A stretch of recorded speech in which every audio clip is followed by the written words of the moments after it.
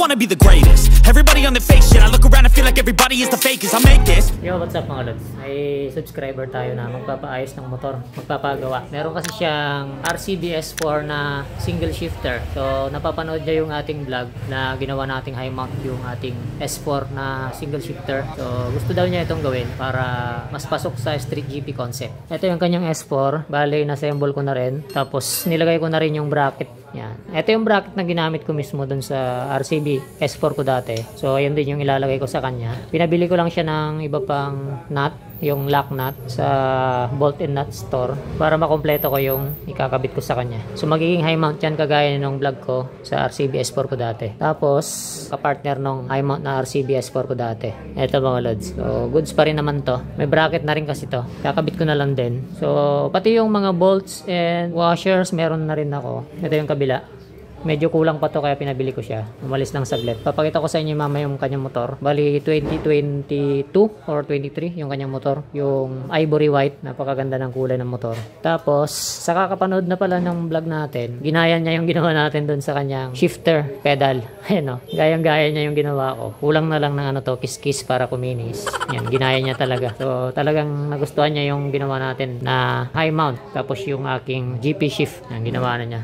So, brand new tong kanyang S4. Pinubuo ko pa lang. Nandito yung ibang parts. Tapos, sasalpa ko sa kanyang motor. Papakita ko sa inyo mamaya. A few moments later. Yan. So, ito yung unit na sinasabi ko mga lads.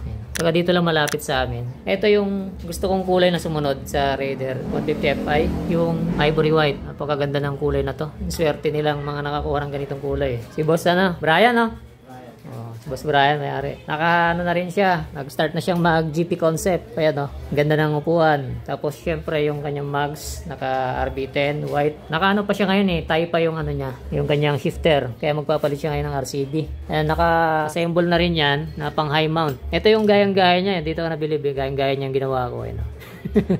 Talagang gusto niyang mag street GP. Ayan, kuhang-kuha niyo. Ano lang naman sa akin yun, idea ko lang naman yun. Meron din naman palang nakaka-appreciate sa ano, ideya. So, tanggalin na natin tong shifter na to, kabilaan. Tapos, papalit na natin yung kanyang bago. Unahin na natin dito sa may part ng kambyuhan. Tanggalin natin yan.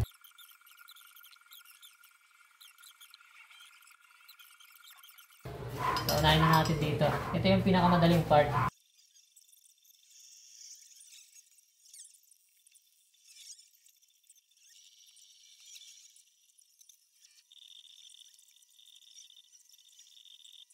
Dito na tayo sa kabila.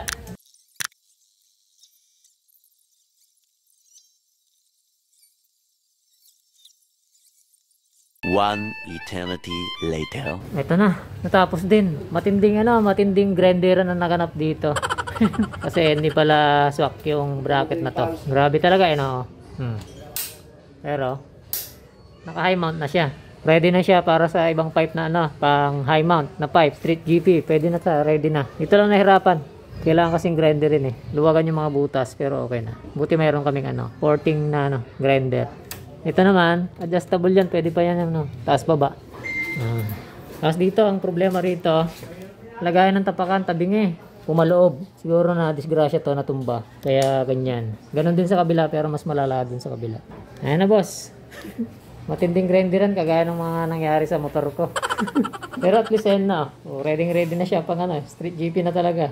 Pwede siyang magpalit dito ng pipe na high mount. Ang gagawin lang niya, magpapalit lang ng bracket ng pipe. Kaya na bahala mag-modify kung paano. Nagkaroon lang kami ng adjustment dito. Mas marami yung spacer kasi ano to, hindi na ako machine shop. Okay na ngayon. Naka ano na, sentro na rin. Ayan, pogi no. Ano Paps? Ayos? Ayan, so hanggang dito na lang. Ano ko lang kay Pops, pinamana ko sa kanya yung aking bracket dito. Wala pang katulad niyan. Wala sa Shopee. So hanggang dito na lang. Ride safe sa lahat. Peace.